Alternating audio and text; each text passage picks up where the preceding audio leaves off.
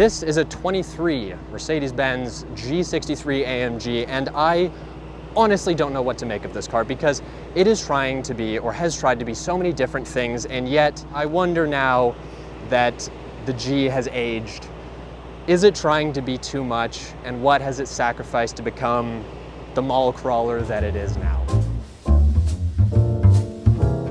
Right. Setting off in the G63 AMG. And we're gonna see if it's as unruly to drive as the old ones used to be, because the old ones were very much trucks that just happened to have a lot of power and happened to have a lot of popularity and celebrities behind them. So as a, let's go left. You want to start in comfort? Yeah, so we're gonna dial it back into comfort. It quiets right up. It's a cruiser now.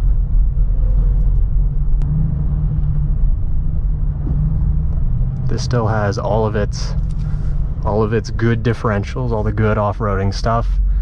And honestly, the interior hasn't really changed since I was in one of these, like the late teens ones. This really isn't all that different, except that it's got two 12.3-inch touchscreens now.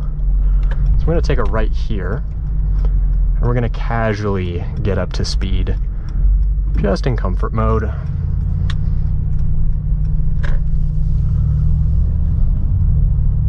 Throttle tip-in's a little on the sharp side, but overall engagement of the transmission is smooth. It's got a 9-speed multi-clutch gearbox, which isn't a dual clutcher, and it's not a torque converter. It's just got a big wet clutch big wet clutch pack that kind of just squeezes many clutches together and makes this 5,700 pound thing move forwards. And I mean, doing 40, it's kind of boaty. Kind of just wafts, but not waft, not like luxurious waft, but more like a truck type waft. Because you have to remember, yes, there are trucks with more power than this and are body on frame SUVs, but their wheelbases are not quite as short. So this is a little bit more top heavy, a little bit more compact. It's got a whole lot of power.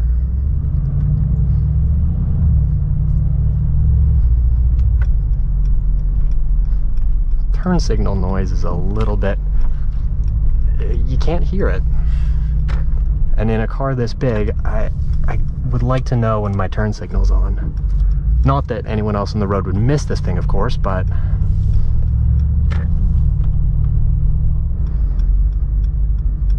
so kind of feels like the wheels stop before the rest of the vehicle comes to a halt. So it's just that last like 3% of brake pedal input that you just really, as a driver, need to kind of smooth out, because otherwise it gets a little bit boaty. So for right here, coming to a stop, it wasn't too bad actually. But yeah, you're doing the head motion. It's like having your mom in the car, but all the time, just everyone's kind of back and forth. Just maneuvering around at lower speed. I'm actually finding that the steering is not at all as bad as I can recall. It's not direct, but it is predictable at least. So there's still a lot of input that has to go on, but it feels like the input is doing something in a way that I would expect as the driver, which is quite nice. It doesn't feel like I'm just suggesting that it changes lanes. It feels like I'm actually telling it to do something other than just go very quickly. And because this is a heavy vehicle and these are performance brakes, they're a little on the grabby side. As you can see there, we get a little bit of rocking motion back and forth. But low speed maneuverability, I mean, this thing is better than I remember it being, and I hate trucks. I hate them. And this is very, very much a truck. But there's several reasons for me not to hate this one. Slippery, individual comfort, sport plus, there we go. You're gonna do a cute little U-turn there, Corolla, that's fine. That's all right. But we're gonna just stop real quick, dial up some revs.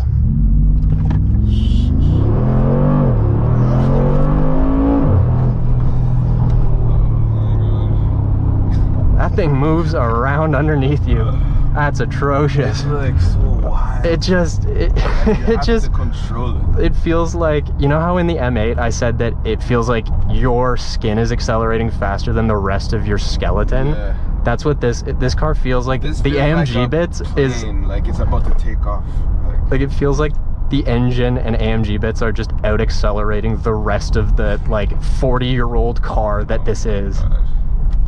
That's ridiculous though. Once the turbo spools, oh, gonzo, the front end just lifts up. It's crazy. Try out these big paddles. I must say, I like the paddles on this over the BMW. Oh yeah? It feels more clicky.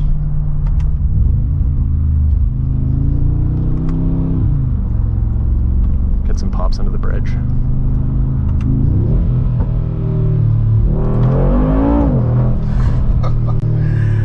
Oh man, smile on my face every time. It's a bit nutty. You don't really need that. It's a truck like this. Like, who are you running? Yeah, who are you running from? God, with a purchase like this, you're gonna be running from the tax man. Need all the horsepowers you can get. Yep. There's some animals in the jungle or something.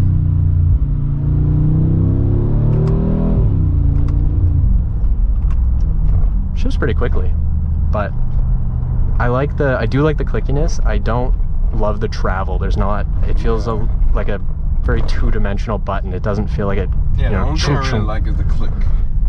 But the actual like feeling of the paddles, they're nice and big. They're nice and. I don't love column shifters either. I don't like the truck ones. No like wireless CarPlay, no touchscreen.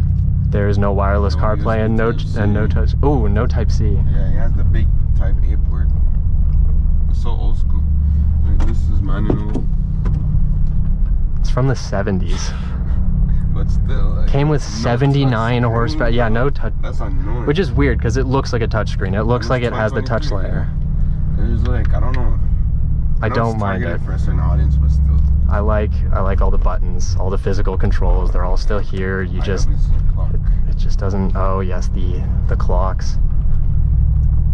Ooh, the unbroken pavement is kind of catching it out. Just with those like secondary body motions, it's just kind of adding to the like just kind of jitteriness. But then you go and you stamp on it, and it feels like there's a skateboard underneath the car, and we're on top of the skateboard, but we're not very good at skateboarding, so we're kind of just like figuring it out. I think the shoot off on this car is super unpredictable. Like, you don't know what it will do. Sometimes the tires skid. Sometimes it's going over to the left side. You have to, you know what I mean? Yeah, I was having to work the wheel to keep this thing from. I don't even think that's torque steer. That's just. Drive, right? Oh yeah, so it's got a 2-speed transfer case. So that means if you wanted to go off road, you could just off road the hell out of this thing. But if you're someone like us, you just keep it like this all the time. But there's like with this much power, you almost don't even need the low range. And I know all the off-roaders are going to come at me in the comments, but really you can just plant your foot and hope for the best.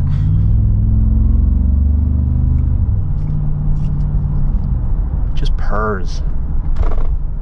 And the side dumps means you kind of just hear it all around your ears because it's right where the kids would sit, because you can't really fit anyone bigger than that back there.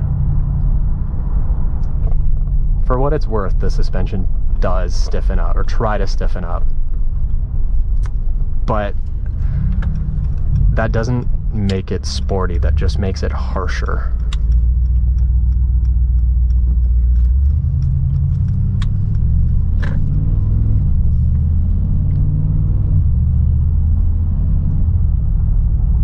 Where is this? I do not know. It's nice. It's calm down here. Did you say calm? Yeah.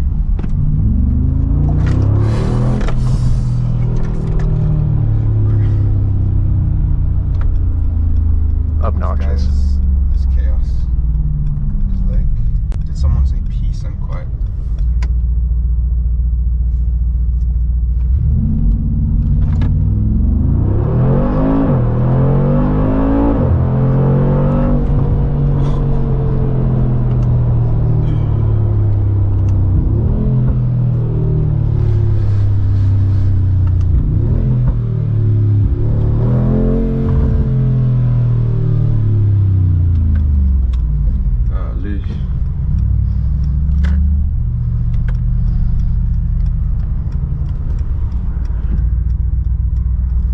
remember, new drivers, when you merge, you want to merge like you're exiting the pit box in NASCAR.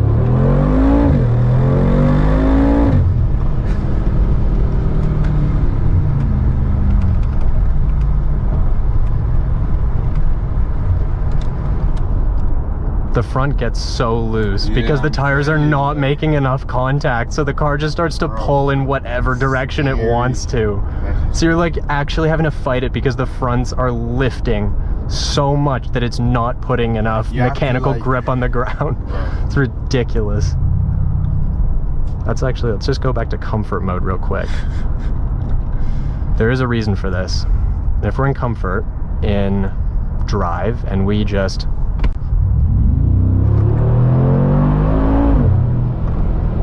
so wild.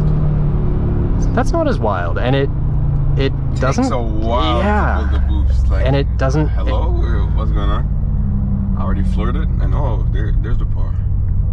Yeah, I know it's there. You just gotta kind of wait for it. The way it builds is nice, though. It almost kind of makes you wonder, like, oh, is that it? And then the nose, you start to see the sky. This is quite the package. This is just.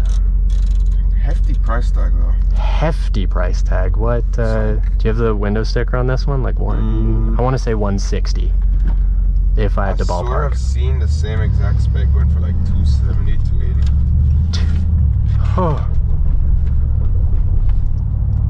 What's that? MSRP 242. This config 261. So basically 262. So as tested, this is $262,000 of Mercedes. That's going into Lamborghini Urus range. Yeah, that's getting, that's getting up there. What do you really want to do here? I think we should talk about competitors. Lamborghini Urus. Bag and just get a Urus, or you want that status symbol. Or you want the status symbol. You know, I feel like anybody that has this car is like super well off. Like, XM's in this price category now. I'd have this over the XM. XM is not in this. XM is like 180. No. Canadian XM starts, I think, at 260. No way. It can't be 260. XM? Bro, there's no way. No, it's ungodly. It's, if I'm not mistaken, it's between $80,000 and $100,000 more than the X5M competition. Oh, which is faster. Just the XM, not well, yeah, I have to include it because it's technically a competitor, but you gotta be a special kind of someone to want that car. The thing is, the tech is way more advanced in that car compared to this, I must admit. Advanced or fiddly? I think advanced. Like, the tech in here is like... Well, yes, the tech in here is old, but... Cameras, that's it. Yeah, I think it's just reverse camera and a little bit of 360. Like the BMW has the auto park feature. It has the feature that remembers how to reverse. Ooh. Stuff like that. It actually came in handy for me once. What, when it was 3 fingers away from taking your rear bumper off? No. But I feel like BMW technology it has more. This is not the road surface for this car. I'd be, with this sort of like longer undulations in the pavement, this would make you quite sick. That's not so bad, but the like bigger ones where the car just kind of has time to float over them, I'd be a bit ill. It's giving me good downshifting under braking. Don Valley season.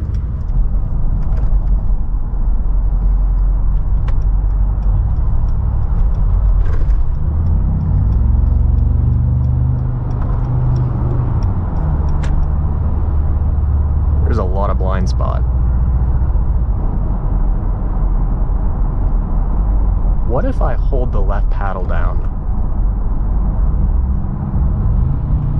That took a long time.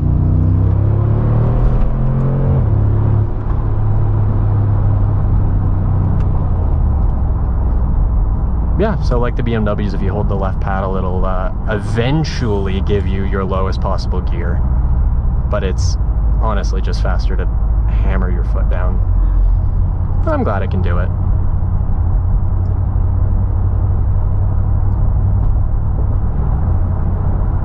This is not bad on the highway. Pretty easy. Yeah, it's... Man, it's not wandering in the lane. Like, is this a daily for you though? No. No. I can't fit enough people in the rear seats. It's body-on frames. The rear boot and trunk space is iffy at best, and it just... As someone who knows they're not gonna off-road this thing, and as someone who knows... Like you're not using it for its purpose. Right. People forget its heritage, which is the off-roady stuff, and, you know, sort of being meant for the military, and just go, oh, you know, Kim Kardashian has one, I want one. And then they end up, you know, taking it to the mall and, you know, doing the use case that I would feel bad purchasing the car for.